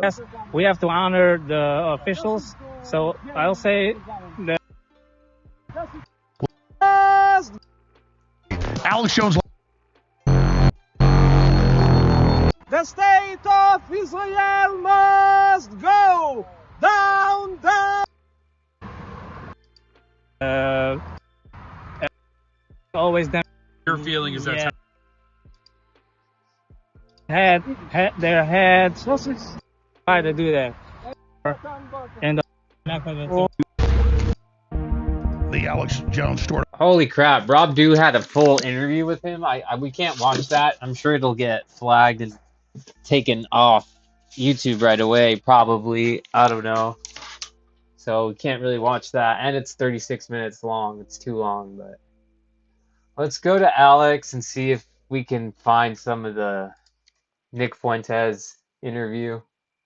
So that's live. Harrison. I wonder if he put any clips up yet. Why are they killing so many people? The Greer stuff was good too. So I think that in 28, we got a shot. We got a window here where we can have another referendum on all this, and we need an outsider to come in and run. Now, I don't know that a candidate like that is going to win. Maybe we could get the vice presidency. And maybe that person can go all the way and win. But I really think we need to be open-minded. A lot of people are trying to say, well, who's it going to be? Who's going to run? Who are we going to get behind that's going to win? It's like in 2016, nobody knew it was going to be Trump. In May of 2015, when that primary started, Jeb Bush was the front runner at like 15%. And people said, oh, Rubio's interesting. Cruz is interesting. That was the field. That was the triumvirate in May of 2015. It was Alex Bush, kind of drops a Cruz. bombshell here. He ends up saying that it was like 8 months before Vance got picked or something, or a couple months before, and he was at some exclusive event, met him, and Vance told him, yeah, I've got it locked up. I'm going to be the vice president, while they were talking about other stuff off the record. So Cruz and Rubio. Nobody knew that the asteroid called Donald Trump was going to crash into Earth and change everything forever and define our lives for a decade. And I feel similarly about 2028. Let's not go all in on somebody that we know is not really going to be the guy. Let's open up a space and say, and create the appetite. Let's put the call out and say, we need someone in 28 that's an outsider. We need a leader. We need a Caesar. We need someone that's going to come in and truly put America first without little tech, big tech, without Israel, without the compromises. We have to choose to believe, because otherwise, I'm going to tell you what, if Vance gets a nomination, I don't think he has a good chance. We need a leader in 2028. We need the leader to rise up and take the nomination. By the way, it needs to be a Republican. People think I'm like some Democrat. I'm not. I want them to win the midterms to slow us down. In 28, it's got to be a Republican. A Democrat's going to kill us, like literally. So there's your headline. Nick Fuentes calls for Republican victory in 2028. Barring a miracle. The gateway to the election. But they're going to go for stacking the Supreme Court, cramming it, ending the filibusters. That's why I'm so concerned. But I get your logic that it's how it works. The party in power, then loses power. So if they win the House and Senate, then we win the next time. But you're right. Look, I don't think J.D. Vance is a bad guy. I don't think he's like a Manchurian candidate, but I get your points, serious concerns, whatever. Fine, then who would be, we'll talk about the larger issue of this process of in it, power, out of power, and then who would be the American first person? Who would be our dark horse? Who would be our savior? Well, like I said, I think that it just can't be a coronation, because the way it is right now, and this is something that people are not really hip to, is that for the past couple of years, the whole GOP establishment.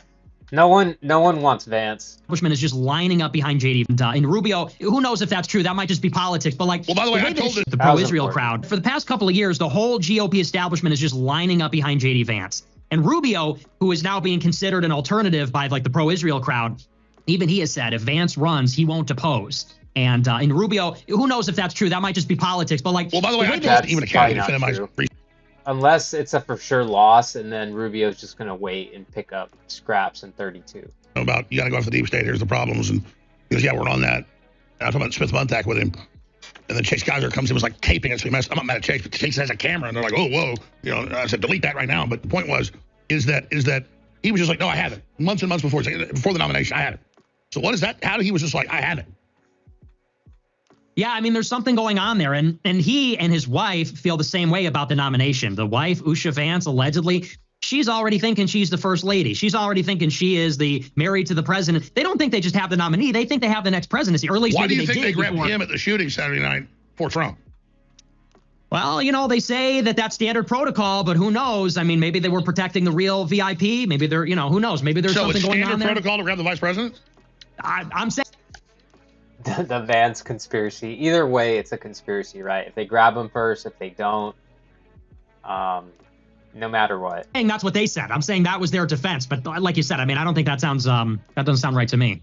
Because you're right, Trump was still eating. Well, you've been a big critic of Vance, and you predicted this Iran fiasco. Why are you a critic of Vance? Talk about it.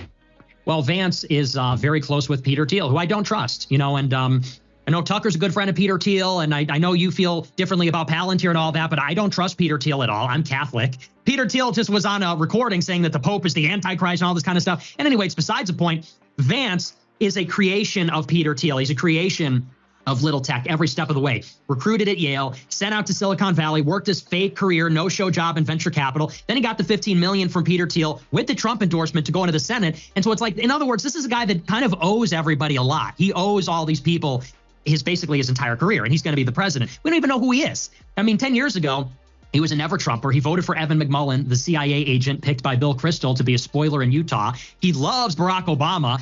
On Inauguration Day in 17, he said, like, Trump supporters hate Obama because he's too smart, he's too cerebral, and they hate that a black guy is more intelligent than them. Like, this is who the guy's a chameleon. I don't know who he is. I don't trust him. I don't love this Peter Thiel thing. He obviously owes everybody. And the way it's shaping out is that in 28, everyone's going to get behind him. And if he goes out there and just starts winning every single primary, there's going to be no room for a real contest. And it's like, there should be, because Trump has been on the ballot 3 times. Let me tell you where I'm on Peter Thiel. I simply cover facts. So you have Alexa 15 years ago, listen to every word you say. For a decade, all the cars are already self-driving. They just don't tell you. 5 years ago, they passed a law with kill switches in all the cars. My point is that it is little tech. The reason you see Palantir everywhere is they're doing the same thing Google and IBM and Microsoft do. They're coming in containing the contract. So I'm saying we see corporate media telling us about Palantir all day because they want to go, oh, look, be scared of big tech. I'm not defending Palantir. It's the same thing. I'm simply saying it's just one more flavor at the ice cream shop. So it's not a defense of Palantir. I'm just not going to sit there and like go, oh, this is the surveillance state. It's already there. That's my only point. But I agree. J.D. Vance was basically, like you said, grown by this thing. And, you know, I was more pro-Trump previously. I saw it as coming in to kind of surveil the deep states, what Trump said, because you got to have, like an Indian guy like Lewis and Clark get across the country. You know, Trump has to have some big tech. All the other big tech toast Obama and pledge allegiance to him, who's been the shadow president. So who do we bring in to big tech to take control if it is a Palantir, which I'm not saying we should do, but that was what we were sold. And then Trump said, kind of goes, oh, forget Palantir, because you look at the budget, Palantir's tiny compared to Google and Microsoft and Amazon, and then on McGuire. You know, there's a lot of people even that are lesser known, and I happen to know some of their names, but their Silicon Fund is like that. Trump. So he's going to talk about Alex Cart. McGuire at Sequoia is like that. All these people in little tech are like that. All these people in El Segundo, all those people in Silicon Valley, they're all like this. I mean, you know, there's a lot of people even that are lesser known, and I happen to know some of their names, but they're like total pro-Israel partisans, pro-Trump, pro-Israel, and that's really what constitutes the movement behind Vance. Even look at his chief of staff. His chief of staff, Jacob Reeses, is a Tikva Fund fellow. So he was literally backed by the Israel lobby from the very beginning. There's this article about how J.D. Vance's entourage is all like 6'5" handsome chads, and then this little Jewish guy is his chief of staff, Jacob Reeses. It's like, so this is the kind of stuff that's going on over there. And all I'm saying is in 28, we need a competition. Trump's been on the ballot 3 times. It's a question of succession. Well, that's another question. You go to TV USA or you go to CPAC, it's all Trump. What do they think of the future is? Right. And it really should be up to us to decide. And I think we need another referendum on the party. And basically, we need to say, look, Trump didn't go far enough. The MAGA movement failed. When we can talk about why that is and how it happened, but the MAGA movement does not resemble what it originally was. It's something else now. It utterly and totally failed. It was assimilated to the GOP. I'm not going to vote for more MAGA. I'm not going to vote for Vance or Rubio, who are a part of this train wreck. They're complicit in it. They're a part of it. They own it. Nick, I'm not going to support it. You got me. I've said this from the start of the show. This is an ass-kissing contest. All I know in the universe is go with who has been right the most. You have been as right as much as I have, and I'm one of the best people at that, and you've been even more right in many ways. That's why. Give me the future then. And I already said this 8 times, but I want the future. I know you don't like to speculate, but just give me what you think the different breaks are here. So I think in 28, we have a chance to run a dark horse that's America first. And I don't know who that person's going to be. I've seen some interesting people. I don't want to say necessarily, because if I say him, it might hurt them, you know. If I say, oh, I like this guy, then they're going to say, oh, meet the Groyper candidate that's going to run for, you know, they're going to do that. But, you know, there's some people that I've seen and I've noticed, some young people that bring some energy to the table. I can tell you this, because I have off-record meetings, which is not bad to do with the top people, and they are really concerned about you. Well, I'm not going to run. I'm not old enough. But they're concerned about your influence, which is why we don't want the Southern Poverty Law Center to get killed. Yeah, I'm trying to stay alive out here, you know. Yeah, I told you years ago, your main mission is stay alive. Well, that's it's a low bar, but it's difficult sometimes. Hey, if you're above ground, it's a good day. That's so true. I love that. It really is, isn't it? You have to look at it that way sometimes. As long as we're here and we're alive, right? Even if we've lost other things, that's what counts. But back to my question. So Breaking Bad. Oh, that's incredible. So back to what you think is going to happen. So I think that in 28, we got a shot. We got a window here where we can have another referendum on all this, and we need an outsider to come in and run. I don't know that a candidate like that is going to win. 28, they're not. Maybe we could get the vice presidency. Maybe that person can go all the way and win. But I really think we need to be open-minded. A lot of people are trying to say, well, who's it going to be? Who's going to run? Who are we going to get behind that's going to win? It's like in 2016, nobody knew it was going to be Trump. In May of 2015, when that primary started, Jeb Bush was the front runner at like 15%. And people said, oh, Rubio's interesting. Cruz is interesting. That was the field. That was the triumvirate in May of 2015. It was Bush, Cruz, and Rubio. Nobody knew that the asteroid called Donald Trump was going to crash into Earth and change everything forever and define our lives for a decade. And I feel similarly about 2028. Let's not go all in on somebody that we know is not really going to be the guy. Let's open up a space and say, and create the appetite. Let's put the call out and say, we need someone in 28 that's an outsider. We need a leader. We need a Caesar. We need someone that's going to come in and truly put America first without little tech, big tech, without Israel, without the compromises. We have to choose to believe, because otherwise, I'm going to tell you what, if Vance gets a nomination, I don't think he has a good chance. This is going to be the least popular administration in modern history. It's already a disaster. It's only going to get worse. Yeah, that's why we've seen Vance trying to distance himself from Trump. So exactly so. I'm going to put a headline on this last clip here. Nick Fuentes calls for a dark horse messiah to save America? Or Nick Fuentes calls for a dark horse Republican to save America? What's the headline here? That's the headline. That's the headline. We need a leader in 2028. We need the leader to rise up and take the nomination. By the way, it needs to be a Republican. People think I'm like some Democrat. I'm not. I want them to win the midterms to slow us down. In 28, it's got to be a Republican. A Democrat's going to kill us, like literally. So there's your headline. Nick Fuentes calls for Republican victory in 2028. With an asterisk, it's got to be an America First Republican. We need a dark horse, non-MAGA. MAGA is dead. Who would it be? A Massey? Would it be a Tulsi Gabbard? Would it be an RFK Jr.? It's not anybody that you would think of. It's, because consider there's precedent for this. In 2020, Andrew Yang he's a low millionaire from New York, and he got on the debate stage.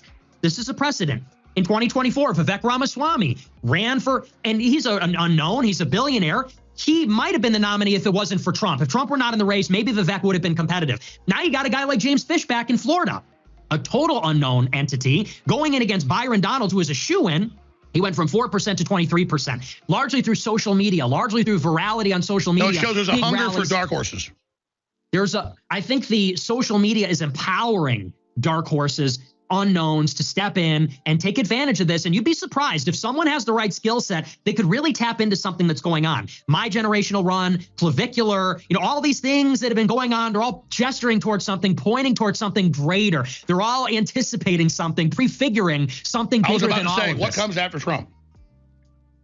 It's got to be something that makes him look like a joke. I mean, what comes after Trump has to make him look like Barack Obama by comparison. It needs to be like serious balls, serious dictator energy. Like, we need someone that isn't playing around, because not to be, I'm kidding a little bit, but we do need to get serious.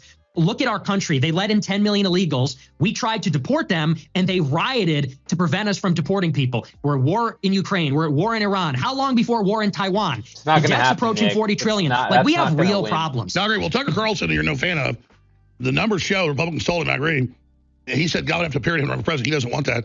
What if Tucker Carlson ran? I don't know if I would get behind that. I don't think he has the temperament to lead, and I also think he's too much of an anti-Semite. I don't think someone with that much hatred in their heart. Someone needs to tell Tucker Carlson that, we just actually have to love everybody as Christians. I'm kidding a little bit, but no, I don't like Tucker, and I don't trust him. So I think he's full of it. And, he is kind of like, he did a thing at Turning Point USA, and these college kids were pressing him a little bit, and he lost his mind. He was angry. It's like, if you can't handle a couple of college kids asking about your net worth, how are you going to handle a campaign? I don't think that's going to work out. So, but he's been pretty good, though. Lately, he's been pretty good, even though we have our differences. I don't know. President Tucker Carlson sounds pretty good. Nah. With Vice President Nick Fuentes. No, you be the vice president if it's him. That's your guy. Well, listen, Tucker, when nobody was defending me, you were, but being censored, he did. I mean, I like Tucker. Yeah. I know you think he's a weasel or whatever. I really don't. I like the fact he's hot-headed. Like when you said something about his dad, he called him, threatened to, I mean, I like the hot-headedness. That's like, Well, I did his show, and then he started talking trash about me. I'm like, Tucker, I thought we were friends now. Like, we had dinner. I thought we were cool. And then he starts saying I'm an anti-Semite everywhere. So I want to be his friend. He doesn't want, he thinks I'm gay. He's going around telling everybody, that little gay kid that doesn't support J.D. Vance. It's like, bro, what's your wait, don't tell him about the threesome you and me and Tucker had in Vegas. I didn't think you were going to put that out there. That's I went straight to Rome from Vegas. And then J.D. Vance came in. And then Melania was there. That was crazy. That was a crazy night, huh? Me and Tucker had a little good time in that outhouse right there. It's a joke, folks. It's a joke. Today we celebrate the first glorious anniversary of the information purification.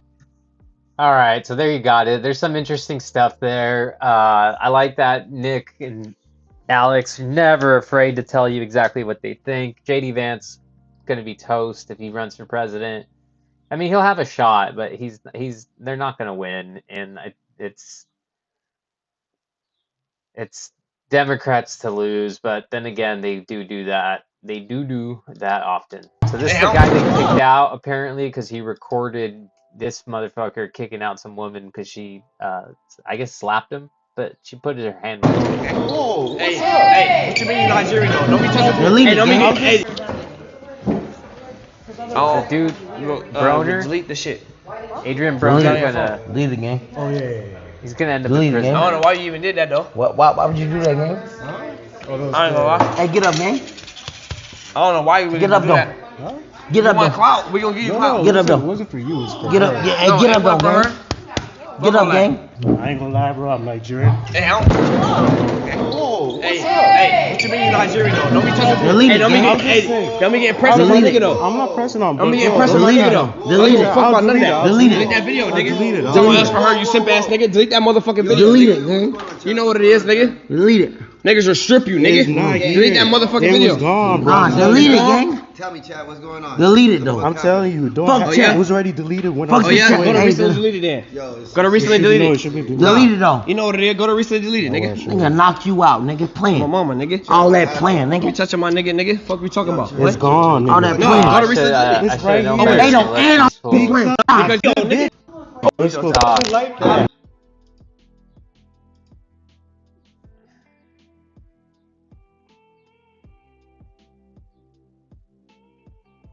All right. Oh, you know what? I did want to cover a little bit of the James Greer. Wait, what was it? No, Steven Greer. Why did I say James?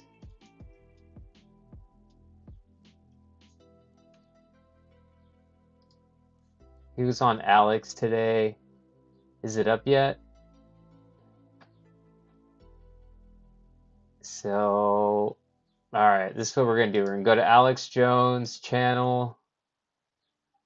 We're gonna refresh, and then we're gonna have to go back and play some real time through Rumble if the Greer stuff isn't up yet. Oh, here's one. Global superstate. Oh, forget the Iran war. That's a hiccup. This is the big one. And I've warned about this for 30 years because I learned about it back in the early 90s, so that there was a very concerted effort to present a false threat from space to try to make us give up our rights and liberties, to bow down through fear of a superstate. And this has been the real ultimate false flag. What people don't understand, everyone's waiting for some event in the future. I said, no, they launched this whole criminal enterprise in the late 1950s. That's right. It's all a slow rollout, but it's beginning to peak. So I just want to say this up front. I should have said this. Yep. You are completely vindicated. I can pull up clips of you 30 years ago predicting this. It's all happening just like you said. Yeah. And well, excuse my language, but a lot of senior government officials here, I'm in Washington right now up the street from the White House, and they're having an oh shit moment. Now, some of this has led to the president ordering the Secretary of Defense Hegseth to get to the bottom of this, and we have provided briefing materials to him through one of his close friends who's there in Texas near you. But and you also I think wrote a report, 6 months ago to the president? Yes, and the president, we don't have an exact timeline, but we know that from one of the executive orders we gave him shortly after the election was that he authorized that his national security people dig into this and bring it out in a truthful way. Our republic suffered a unacknowledged coup d'etat in the late 50s after Eisenhower. He was wanting to bring out these technologies. He was wanting to have a peaceful rapprochement with the non-human extraterrestrial people. That was subverted by the military-industrial complex and corporate oligarchs. And there was essentially, on this issue, I'm not kidding, a coup d'etat that has never been publicly acknowledged. And there has really been the U.S. government, constitutional government, has really not had proper oversight and control of these operations since the late 1950s. And that's what you have been saying forever, and now it's a perfect example. Yep. We think the deep state's FEMA and the deep state's the CIA stealing elections. That's just the upper crust of this. Oh, no. Yeah. Yeah, this is what we're talking about is the crown jewel of the deep state. It's and it's not just U.S., it's a global operation. And a key part of it is if this were to come out truthfully, within 15, 20 years, we wouldn't need Iranian or Saudi Arabian oil. It'd all be obsolete because the technologies. This is why this boogosphere, this sphere that we're going to disclose a year ago, there was an object of extraterrestrial origin that landed in Colombia, Buga, a little town called Buga, B-U-G-A, Colombia. And we have, that is secured in Mexico City, and we've done tests on it. It was flying around at tremendous speeds, but got too close to a power line and landed. And we have since tested it, and it is 12,560 years old. This is the alloy of the metal of the shell of this sphere, which is about the size of a large basketball, is an alloy that doesn't even exist on Earth today in the aerospace industry. Well, so you're about to reveal a confirmed crashed vehicle that 12. I've seen a lot of videos about this on YouTube. I think I'll look it up, but it wasn't Julian Dory. I think it was American Alchemy. Why am I forgetting his name? Jesse Michaels. I think he did a couple of reports on this, or an episode that's really interesting. I couldn't explain it, but I kind of just assumed it would be a hoax. But no, this thing seems kind of legit. 1,000 years, probably not than a human copy. Absolutely incredible. And what's interesting, there is some writing around the top of the sphere that is Proto-Sanskrit, which we believe originated from another star system, and it was the root of all Indo-European languages was Sanskrit. But this is a type of Proto-Sanskrit, the thing is fascinating. I call it the boogosphere activations, where there's something going on with the magnetic field of the Earth or some type of cosmic radiation causing these to be activated. These have been around since the end of the last ice age, and all of a sudden they're coming up and flying around. And there are at least a dozen now videos and cases that we have, and we'll be showing these at the National Press Club. Barring a miracle. So I'm asking every viewer and every network, and if you have the free app, the Alex Show app, alexshowsapp.com for Droid and app at the bring. I wish I could be there, but I'm literally under deep state. So there's a big investigation going on, although it's been rather secret, that I've been involved with regarding the criminal use of UFO technologies against innocent civilians, not just here, but around the world. So we will have a number of new whistleblowers there. We'll have a gentleman who was operational at a black site where the technologies were used. So he's promoting his little conference. The ice age is coming according to Al Gore. I've only got about 20 seconds. Your reaction to that?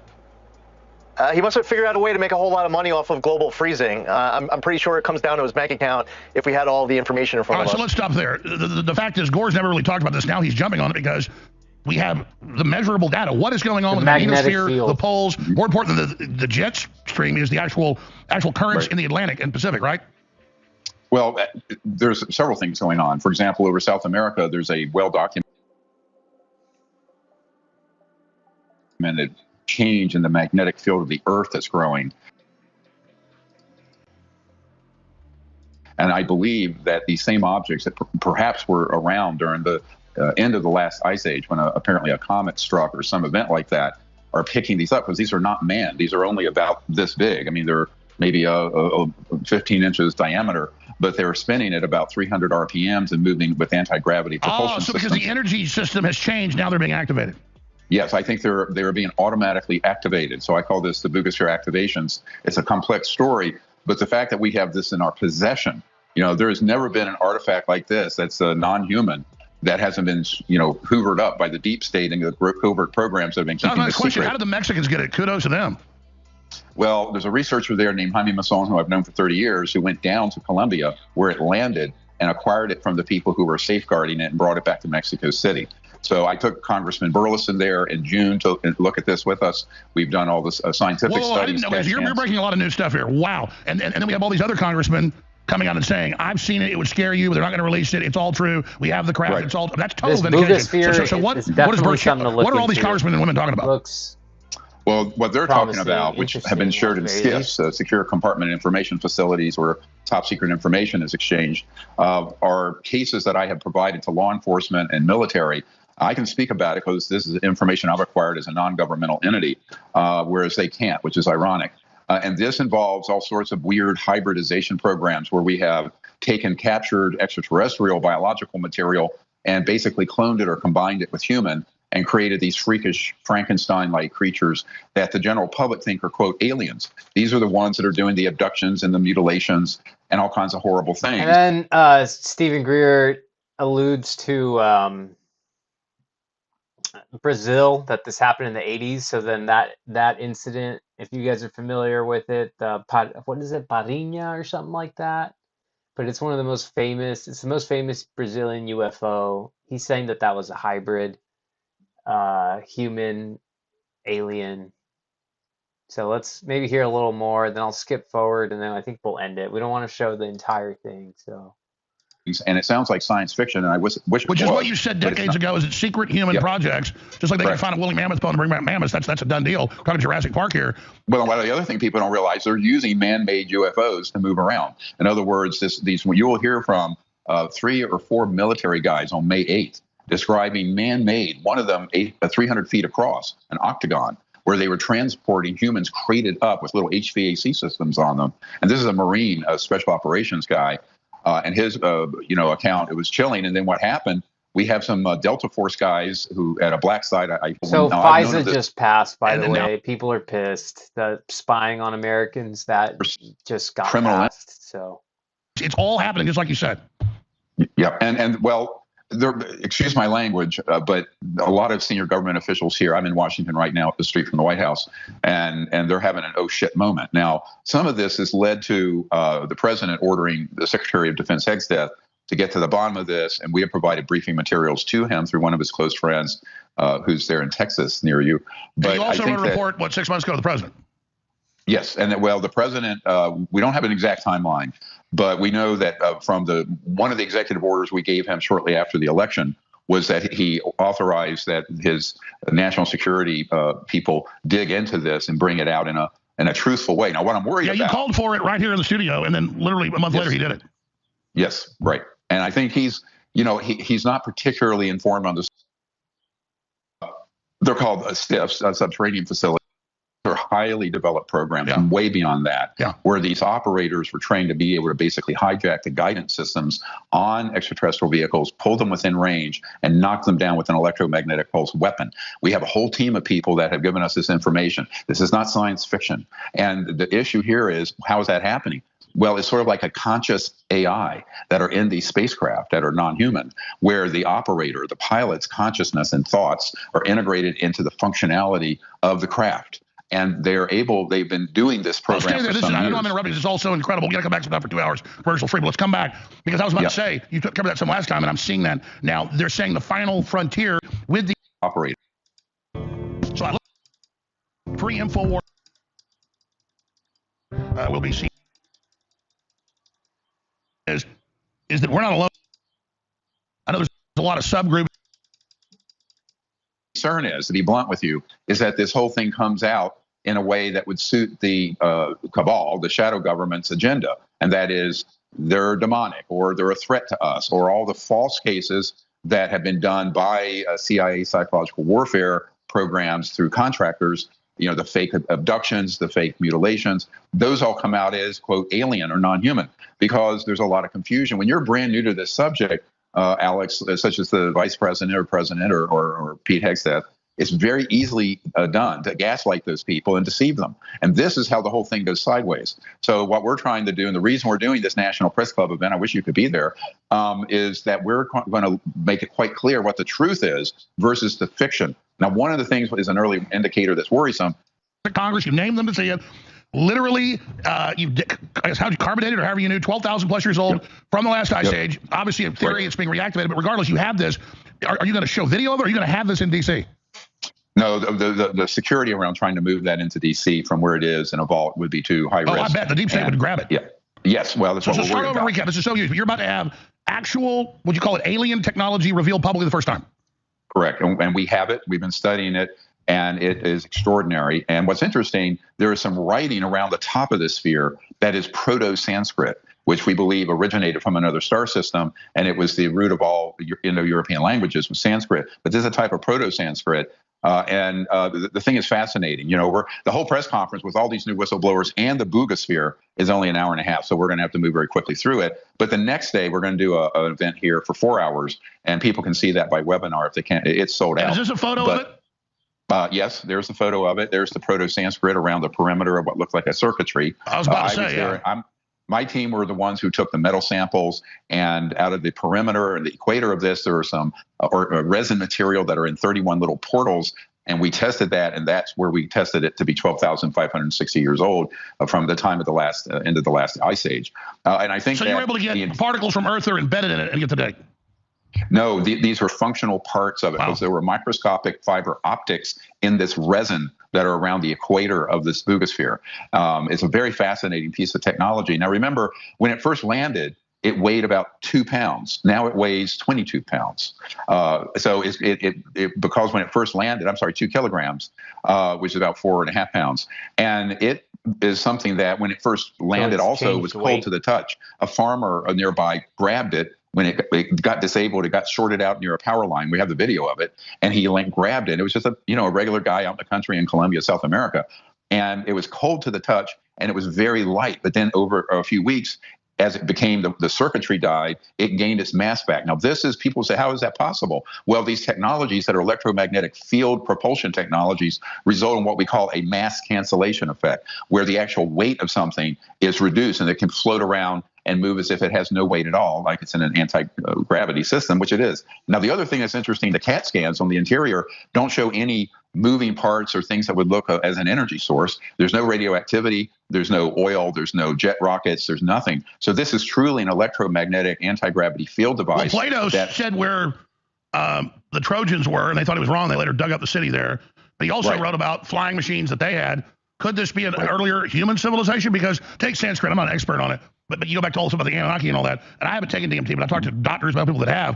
And I'm sure you've heard of this, but I was talking to a medical doctor just a few weeks ago who said he wanted to check it out, so he did it, where you do the laser test. You shoot a laser through this prism, and then you see Sanskrit, but it's different. It's like this, an alien Sanskrit, like you're seeing the Matrix code. Have you heard of this?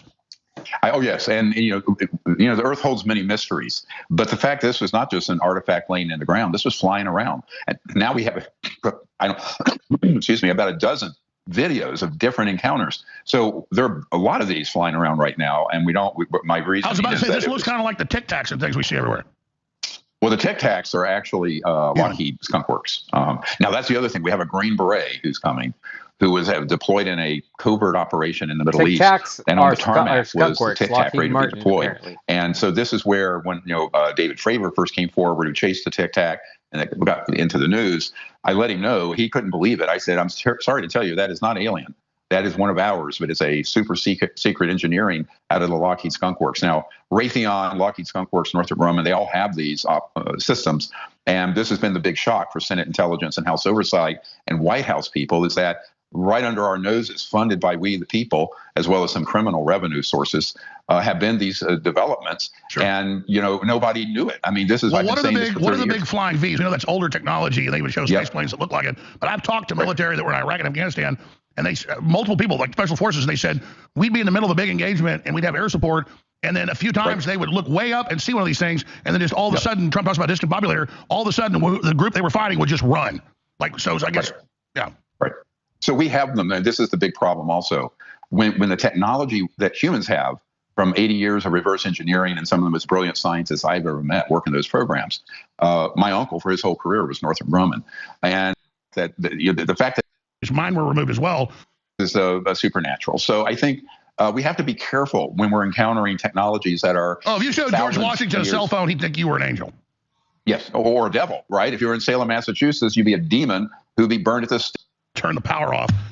But it has to be done with the consciousness of a peaceful and spiritual future and not endless war, and using every advanced technology to further the power trip of these global elites wanting to have endless war to control the populace. So I think part of the other problem is some of these people want to get rid of a lot of humans. I think they're a bunch of psychopaths who kind of enjoy death and torture. One of the people I know involved in these operations has a PhD in thanatology, which is the study of death and decay. So some of these are pretty twisted folks. But it's time for us, we the people, to stand up and say, okay, no more, no mas. We're done. Enough is enough. And let's start a new era in human history. Well, Steven Greer, I'm going to do what your efforts.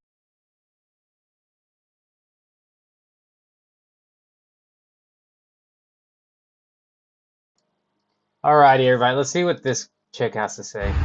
I'm about to go on the journey across the South. I'm going to Arkansas from Texas right now, Austin, Texas, and everybody's kind of scared for me. They're like, "Oh my gosh, Layla, you're gonna go into a sundown town. Someone's gonna shoot you in the face." The only city that's ever been racist to me and the most amount of racism I've ever experienced in my life has come from California. Not a thing. I'm not saying anything politically there. It's just an observation. Also, every single person that I talk to in the South literally claims me as their own, because what is more racist looking than a black girl with blonde hair, an American flag on her tits, and a fucking Chevy van? Like, honestly, I think this van is actually giving me a lot of protection, a lot of kudos. They come up to me, they're like, "Oh, that shit's classic. I know you're fucking jealous with your 2026 Toyota Tacoma. And it's an E vehicle? Oh, I know you got your balls cut off." No. I'm about to go on the journey across the Some South. of these females talk too much, though. You know, she looks like she got a stinky pussy, you know? Nick, the goat. This is AI. It's not real. It's not real, folks. All right. I think that's a stream. We covered mostly everything. Lakers tonight. Catch up on your MMA. Give Jake Shields a follow, along with Alex Jones. Tomorrow's the last night of InfoWars. Last night of InfoWars. Tomorrow, support Alex Jones. Maybe check out Jake Shields. You got that Tucker and Marjorie Trader Green interview today. So plenty to look at. So thanks for joining me for another episode of Monitor the Situation. Give me a follow on Twitter if you can, on X, on Rumble. I'm actually at Hood Falcon, so I'll update that, but it's Hood Falcon on Rumble. I can't change my name, that's why. So it's Hood Falcon, one word. And then you guys know about just X is usually the best way to reach me. So, all right, have a great day. Take care. Bye-bye.